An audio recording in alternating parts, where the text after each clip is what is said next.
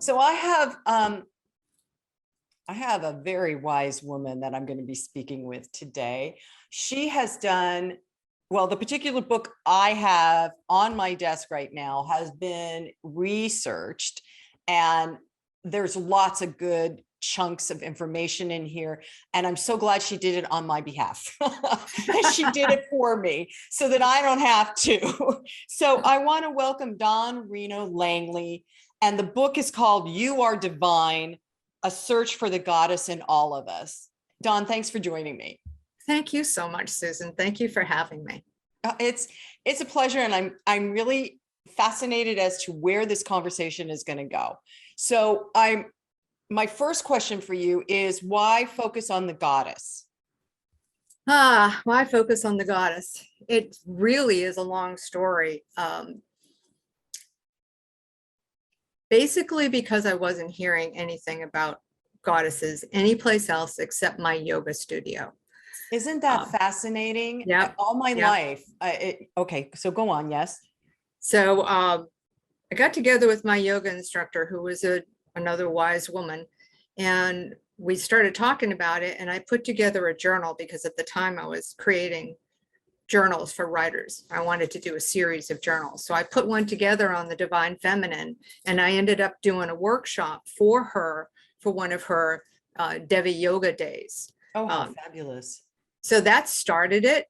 And then, that research was basically just quotes and just a real small dip in the wide ocean that is goddesses. And then I wanted to put together a more in-depth study of what was going on. And I'm famous for going down rabbit holes, but this was a giant warren.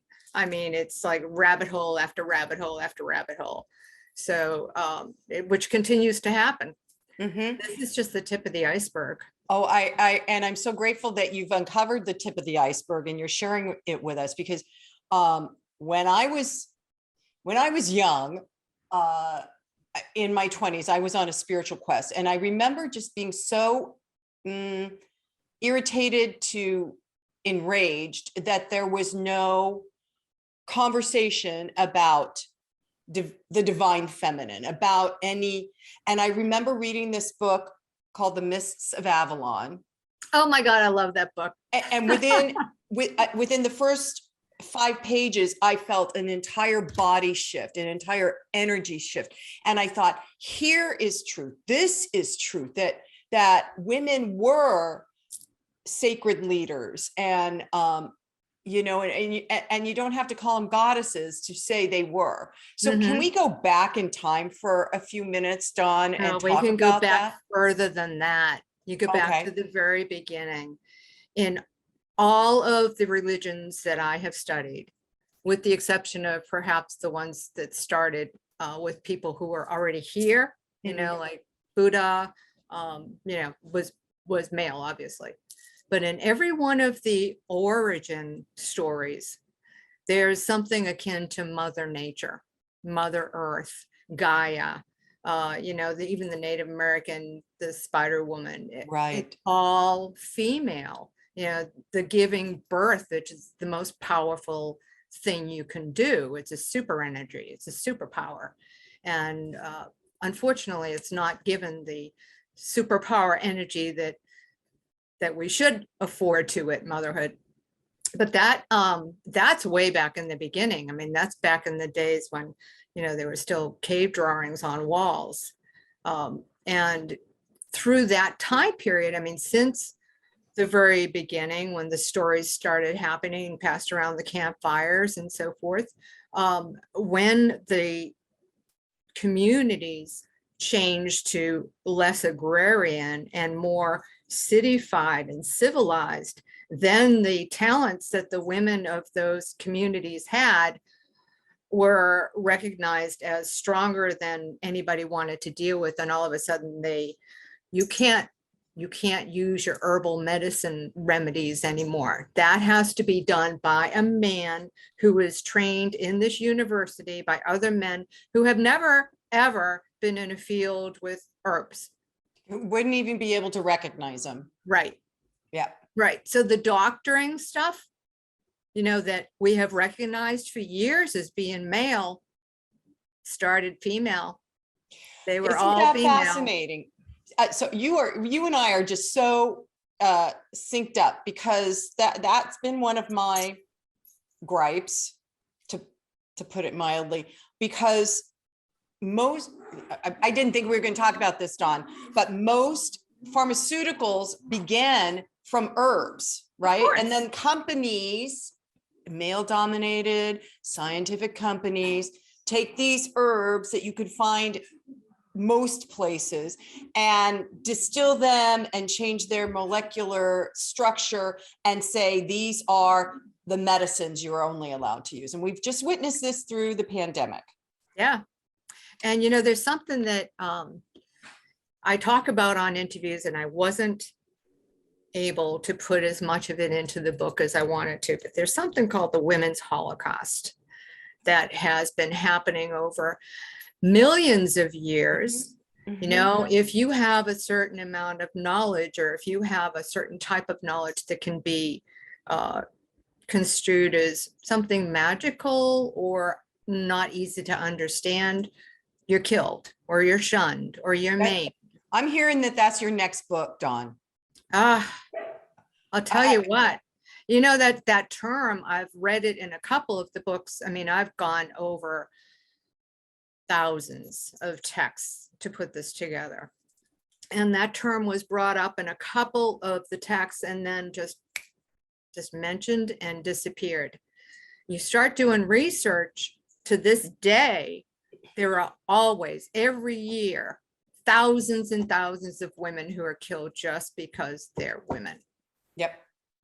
I just did an interview with a woman earlier talking about trafficking, sex trafficking, labor trafficking, and 90% of those individuals are women. Yeah, and most of them are children. Right. So it's interesting to me in searching for the divine in all of this, so it got lost, like it feels like it got lost around the 1200s, like really lost to me. Do you think that's true? Yeah, or was it I think that's true. Early? That's the time period when Catholicism started spreading throughout Europe. Actually earlier than that, because the earliest universities were 1000 or 1100 BC. So that was about the time that Catholicism really took over. And I'm not going to blame it all on Catholicism. I'm going to say that Europe, as the major continent of civilized beings at that time, was responsible. Because we had still, at that time period, you still had major cultures in China and Japan who had female deities. You still had major cultures in South America, it's the saints. And you think of how many saints there are and how many women there are. And then you look, and I'm going off on tangents, so rein me in if you have to. And then you look at the amount of females who are actually involved in the upper echelon of the Roman Catholic religion today. This many, I was going upper echelon, this many supporting everybody at the top. So you still have the same situation going on. I've been feeling in the, okay, so this is my tangent, Dawn, and I speak about this. So I really, and you have it, some of it in your book, the divine masculine and the divine feminine, and really I believe our focus nowadays would benefit us if we begin to balance those two together. But what happened is the divine masculine began to become concretized. Is that a word? I don't know. You just made it. But like stuck in concrete, because men who wanted power, right? And we're talking the early Catholicism. We're talking, Master Jesus came and said what he said, and then a bunch of men took it over and made it into something that I apologize for anybody who's Catholic listening to me rant. Right. And me too, because I have nothing against the religion. I'm just saying this is the history. And many people get comfort in that. But what I have witnessed in my personal research is that like you're saying, many of the early religions the masculine took over and created an imbalance. And I think what we're seeing now, what's happening globally, all over, whatever you want to talk about, is because there is a complete imbalance with the masculine, feminine energies. And what's happening is we get to witness the chaotic crumbling of that masculine energy that became so hard and rigid and unmoving that it has to break down. And we're watching and participating in the breakdown. And also because the divine feminine energy is has said enough.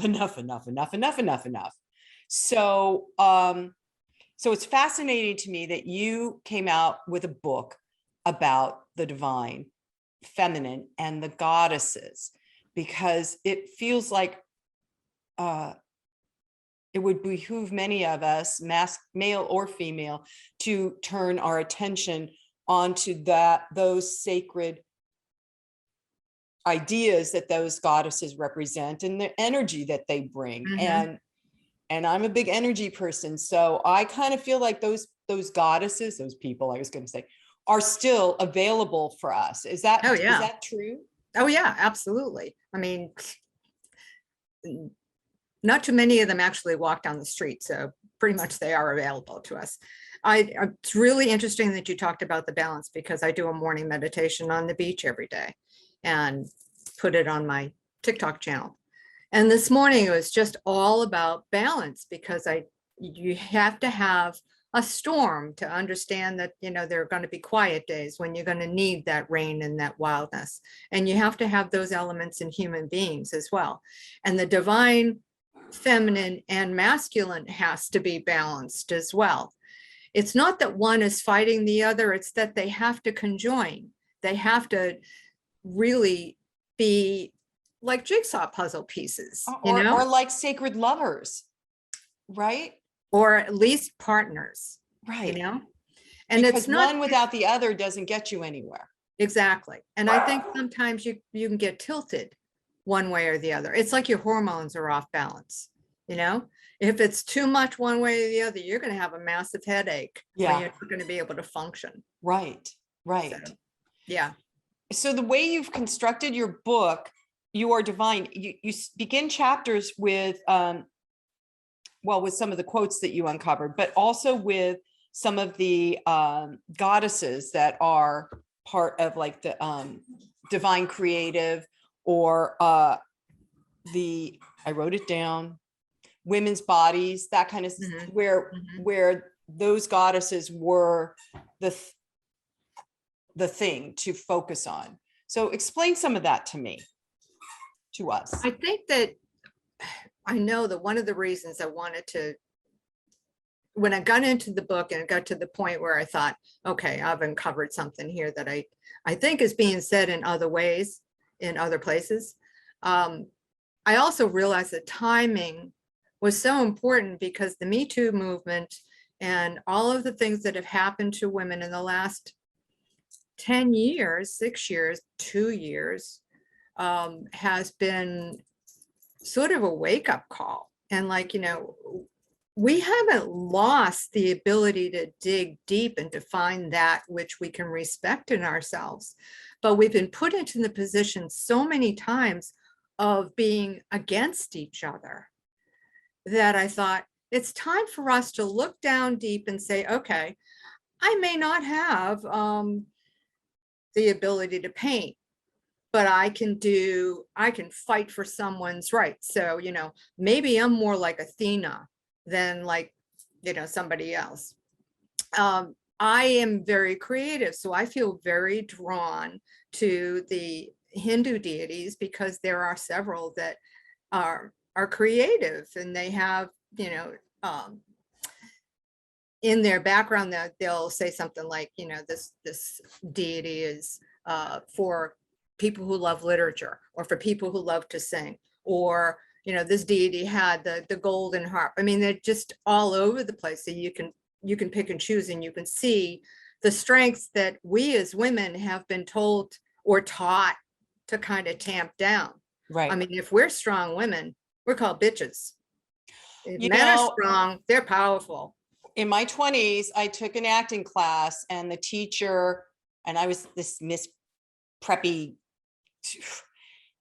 and the teacher in the back row said, "You're a bitch." And I immediately went into this whole, and I was like, oh my God, I am. And that feels pretty good. Instead of being this good girl, nicey nice. So let's go back to this idea. Well, first of all, you're using the word deity. So would you explain to everybody what that actually really means? Deity, I'm using the term very loosely, Right. because I do have divinities or divine feminines in this book that others would not consider deities. People who have lived on the earth. I have had arguments with people about Mother Teresa because I included her in this book, because there were things that happened in her life. She's a human being, and she's been sainted. So not everybody is going to connect with every, what do you call them other than deities, divinities, divine feminines. Right. The word is kind of interchangeable. Right. Deity can be a being that was celebrated and never seen. Okay, somebody in the sky that we cooked up. A deity to me can be somebody who walked the earth and did an absolute incredible job at just being alive. Yes. My mother-in-law is divine as far as I'm concerned. I mean, she's not here anymore, but to me, she was the epitome of someone who carried and walked and talked every step of her life in respect for other people, and just a fine person. And you don't often hear other women talking about their mother-in-laws that way, so, and that goes back to finding the balance, and where we're not against each other as women. Right. We're not against each other. Right. So I appreciate body that. shaming, Okay. Oh, I opened God. up the first time I opened the book, it was to that chapter. I was like, well, because I'm working through that myself personally, the body shaming. And these goddesses are big women. There's not one skinny goddess among them. And they have to be. There's so much energy there. There's power, there's health, there's that healthy being of, I am here, I am giving my energies to the rest of the people around me, whether it's to give birth or to save a planet or a world or a community, whatever that case may be. None of them are skinny. Okay, I feel much better now, Dawn. Thank you. But it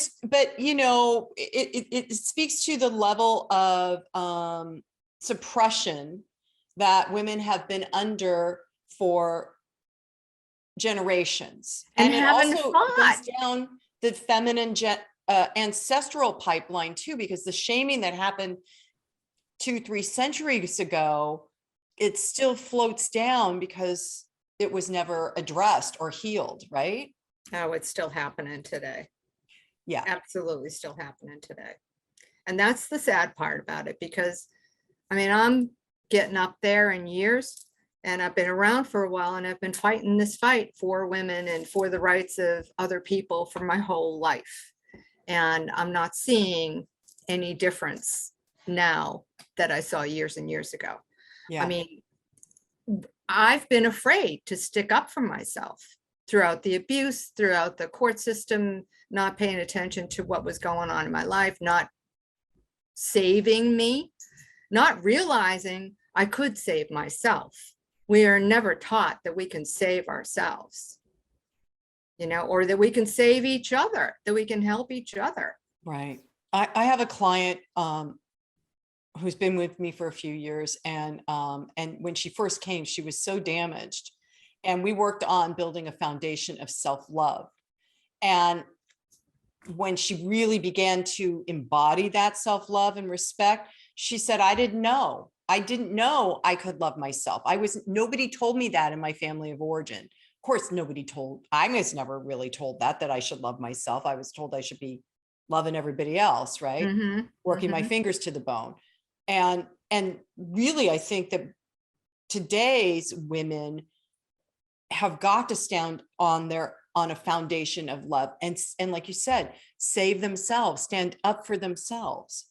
I think some of them do in the workforce, but I don't think that's trickled down to how we conduct ourselves in personal relationships. Mhm.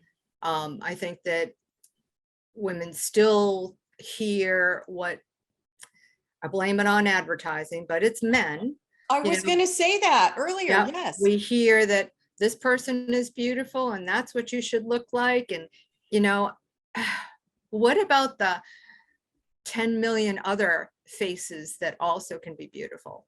I mean, ageism is something that I'm battling right now.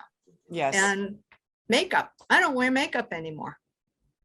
It's just like, why should I? To Why please should somebody I? else? Yeah. Yeah. Yeah. I hear you. Yeah. This is all, everything that we do is for someone else instead of for the Ourselves. person we see in the mirror.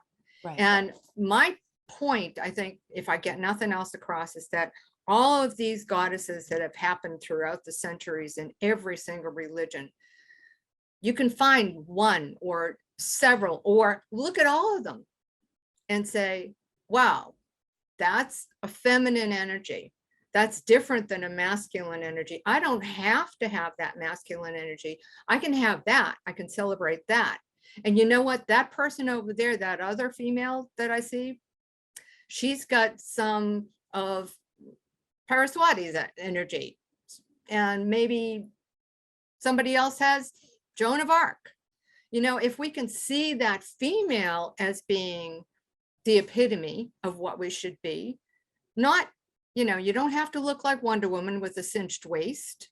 You can be who you are, and that's okay. And if we can recognize that other women are like that too, and that we don't have to sit there and say, well, she's got a better dress on than I do, or she can fit into that bathing suit, or she's going up the ladder faster than I am. I didn't have any female role models when I was going through being an administrator in a college. They were all men. So I learned how to manage men's style, which was totally foreign to me. Yeah. I think when the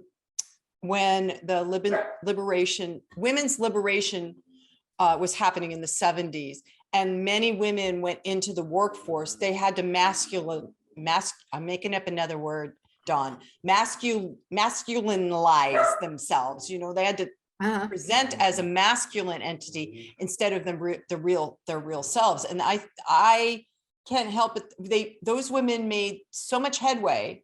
Thank you for doing that for me. But I can't imagine the damage they also incurred by suppressing their divine feminine from within. Or trying to adopt the masculine and not having any reference point of how to do it. I remember I was a new dean and my boss was the vice president, and he took me into the kitchen one day. He had told me that I needed to go out into the entranceway where all the students came in the morning to check their uniforms to make sure that they were properly dressed. So I did. I stood there and I did the check, and he told me I was dealing with everything like Hitler. And I kind of did one of these, and it's like, but that's what you told me to do. Right. So I was doing what you told me to do in the way you told me to do it. But now I realize, looking back, that I was a woman trying to do what he was doing, and there was no mesh there.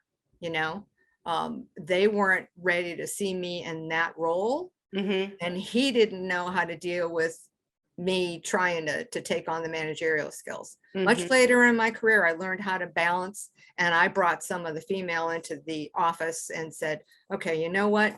If somebody goes through a tough conversation in my office and we get up and I say, do you want a hug? That's me being feminine.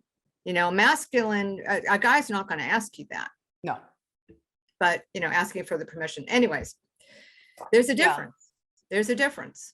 So part of your book, Dawn, is, well, you mentioned the mirror, you've got some, I saw it, you've got some practices to do. Mhm. And one is seeing into the mirror. One of the things that I in my PhD program, one of the classes I went through was about seeing yourself, learning yourself. And I'm saying yourself, two separate words. And Jacques Lacan is a theorist who basically said the first person that you see is in your parents' eyes, and that's you. You see yourself. That mirror that you see yourself in is the person looking back at you. So I really think that mirror exercise is important, because I think we look at our mirror, we look in the mirror, we wash our face, we put on makeup, but we don't sit there and really see our faces changing like they do when we're talking to somebody else. Right. Or when we're, intent on doing something. We don't see that. Right. Other people do. Well, and as a woman, I have gone through times in my life where I can't look myself in the eye in the mirror, let me just get my makeup on and get to work. I'm not going to spend time looking at that, whatever that is. And I remember when I turned 35, my son had been born. I was 34 when he was born, and or maybe I was 35, I don't remember. But I remember on my birthday finally at 35, looking at myself, looking in my eyes, in the mirror. And I heard very clearly, well, you've arrived. You are a woman now. And it felt good, as opposed to me avoiding. Why was I avoiding? I don't know. But, and I would imagine many women avoid looking at themselves. Or they criticize themselves to the yeah. point of, we are not perfect beings. There's not one perfect being in this world. Right. And, it's like, you're perfectly perfect just the way you are. You don't have to be anything else. And that cycles back to the advertising that started heavy duty in the 20th century, 21st century. But okay, so now let's, this is interesting because you have a section in here about the strength of fireside tales and clothesline chats. And I often talk about this, about sitting in a circle of women. In fact, throughout my lifetime, I have called circles of women to support me, and then it supports everybody else in getting through whatever's going on in my life. Like when my son started smoking pot, I freaked out. How do I deal with this? What do we do? And I called a circle of women who each had different viewpoints on how you deal with it. But it was so helpful and supportive to hear those different viewpoints, and then also share the personal experience that each of us were going through. And so talk to us about the fireside tales and the clothesline chats. It's funny because I think the fireside tales go back further and actually are family oriented, whereas the clothesline chats bring you closer to everybody in the neighborhood. And mostly women hanging up the clothes. Yeah, exactly. And within those shared moments, which were probably few and far between, those women shared recipes, medical stuff that would, cure the kid who has chicken pox, stories about their relationships or about family. And I think that, you get to see each other at a point where you are on an even keel. We all have wet laundry we're trying to get out here, and that's the only time I can talk to another woman. So it's going to be fun and laughing. Well, a few years back, I used to review theater before pandemic. And I reviewed a show with Nina Freelon played the lead. And by the way, P.S., she and her son, who taught for me, were the first mother-son duo to present at the Oscars. Oh, wow. No, Grammys. At the Grammys. Wow. Yeah, a couple of nights ago. Yeah, so the two of them presented. But he used to teach me, and I've covered her shows. Anyways, she had a show that was, I can't remember the title, but it was about slaves and hanging their stuff on the lines, and how those clothesline chats started with the slaves, ended up being in inner cities, projects, and all those chats that went on through the years kind of got those women out of their chains for the most part. That's where they shared, this is where you go to escape, Right. or in the cities, this is where you go to buy meat, or this is the guy who's going to fix your car. And it just kept on going. So that to me was such a powerful communicative skill. Yeah. That I just was blown away by the symbolism of it, and by the fact that it's almost totally a feminine, I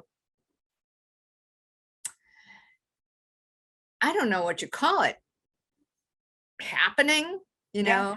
just a feminine thing to do. I don't ever see men hanging out clothes, ever, to this day. So Yeah. yeah. My grandfather was in the garden, and my grandmother was hanging up all the quilts she had just washed, and those are heavy, heavy things. Yeah. And she's doing it by herself because he's out digging in his roses, or the whatever he was doing. So yeah, there, and that just again speaks to the delineation of masculine and feminine. And at one point it was balanced, and then eventually it became imbalanced. So I'm really hoping it also speaks to a type of communication that nobody else would have, in a lot of respects. I'm just talking about slavery because that particular play was about that, but it could happen anytime. When you share that kind of ordinary communication, nobody thinks there's anything important going on. That's why they could pass all these details about the Underground Railroad while they were hanging the wash, because everybody thought that's women's work. Nothing can be happening there. Hello. That's how they pass messages. Right. And I wonder if women are so smart. I wonder if it also kind of softened the social structure, or caste system, if you're out there hanging laundry with everybody else, that doesn't mean you're the queen of the mansion. Right. Right. So it kind of, I want to say, equalizes in a way. It levels women out. They're all doing the same thing. We all have laundry to do. Yeah. Right. Right. So, and okay, so let's talk about, you also have a chapter on caring for Mother Earth, and now, do you consider Mother Earth a deity or a goddess? Yes. Yes, because so many of those religions had some mention of Mother Earth, or Gaia, the Mother Nature, whatever you want to call it. Just about every religion has a female goddess, deity, feminine, that had something to do with the earth being born. So yeah, I do. I find it very feminine. I mean, it's always given birth. Right. And it's always changing, and it could teach us a lot. And if we don't take care of it, we're not going to be here. Well, and I would say it handles quite a bit of abuse, like women do. Right? Yes, you are Whether right. It's mental, emotional, or physical, the earth is receiving all of that, and does it with as much grace. And I guess grace is the only word I can think of, so that it can replenish. California, I live in California, right? And we had wildfires, humongous wildfires over the last 5-6 years. And we're all freaked out when it gets hot right now. It's really hot here right now, and there's a wind blowing, and everybody freaks out because where's the next wildfire that, ravages hundreds and hundreds and hundreds and hundreds and miles of acres, right? But what you see after those fires is this new growth, this beautiful, and within, like, after the first rain, as long as there's no mudslides, but after the first rain, there's this gorgeous new green that shows up. And it's just how the earth renews itself regardless of the trespasses that humanity levels on it. I'm not sure how much longer that's going to continue to happen, but yeah, you're right. I've seen it, from living in Vermont, and seeing fields go fallow for a couple of seasons and then they come back green. I've seen it in Florida where I lived in, there were plenty of fires. You can see it in places like, when they have a nuclear war, the green comes back. It's just, yeah. So yeah, it's interesting, isn't it? Yeah, how So- much longer that's going to be. Right. So Dawn, what's the one thing you want people to know about your book? That it's just a jumping off point for you as a person, that it can be read in bits and pieces, and that, maybe you'll find, maybe the person reading it will find something that will make them respect themselves and others, so that we can kind of balance this out. I also, as I was perusing it, I see it as a great circle book, what I call a circle book, or a book study. But to read it in a circle of women and then have conversations about it. That's one thing I want to do when I meet with women with book clubs talking about this. I'm not going to be the sage on the stage. I want to ask the same kinds of questions that I asked the women who responded to this book, just to, let's open the conversation. Let's think about it and hopefully go back home or go back to where you're being with a renewed sense of, I'm important to this too. Yeah, we hold up half the sky, as the other book says. Yeah. And we come from a long line of goddesses. Yes, we absolutely do. So the book is called You Are Divine, A Search for the Goddess in All of Us. Dawn Reno Langley, do you have a website, first of all? Yes, dawnrenolangley.net. .net. And where can people find the book? It's everywhere.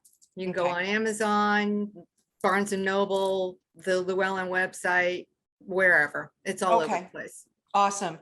Well, I want to say thank you again from the bottom of my heart for you going down those rabbit holes and doing this research and putting it in one place again, so I don't have to. So thank you so much for doing that. I appreciate it. And I appreciate our conversation today. It's been really fun. It was wonderful. Great. Yeah. Thank you. You're welcome.